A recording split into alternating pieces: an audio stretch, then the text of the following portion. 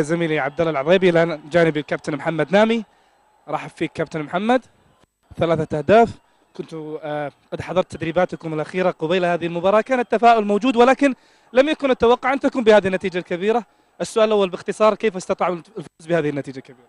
أول شيء بسم الله الرحمن الرحيم، الحمد لله والشكر نشكر الله. طبعا أول شيء مسي على الإخوان في الاستديو، الأستاذ عادل البطي والكابتن يوسف خميس والمقدم عادل الزهراني. شلون عرفت أنهم فيه؟ والله شفته في الشريط الأخباري الاستديو التحليلي. الحمد لله على الفوز. طبعا بداية الأسبوع احنا مستعدين للمباراة هذه، مباراة مهمة طبعا زي وزي باقي المباريات اللي في الدوري، 3 نقاط. الحمد لله يعني كان في حضور شرفي من بداية الأسبوع، وكان في دعم من الأمير عبد الرحمن والأمير نواف بن سعد والأعضاء الشرف، وبصراحة الجمهور كمان هذا ما قصر، بصراحة كان حاضر قبل المباراة بساعات وما قدرنا نخيب ظنهم الحمد لله، وما خيبنا ظنهم وجبنا 3 نقاط. من يشاهد نامي على المستوى الشخصي العام الماضي يجد الفارق في هذا العام، يجد أن هناك نضج على المستوى الأداء الكروي. اليوم حتى بحد ذاته تجلى في هذه المباراة، قدمت مباراة ممتعة. أنت مقتنع أنك أنت فعلا قدمت شيء طيب اليوم؟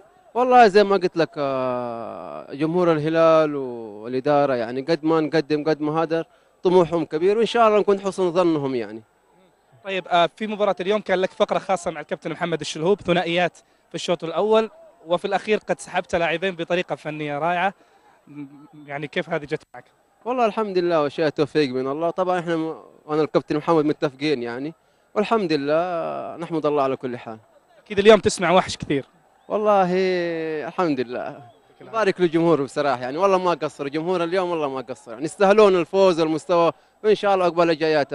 حبت في الاستوديو ودعهم، قل لهم مع السلامة. نتمنى لهم التوفيق ومع السلامه ان شاء الله.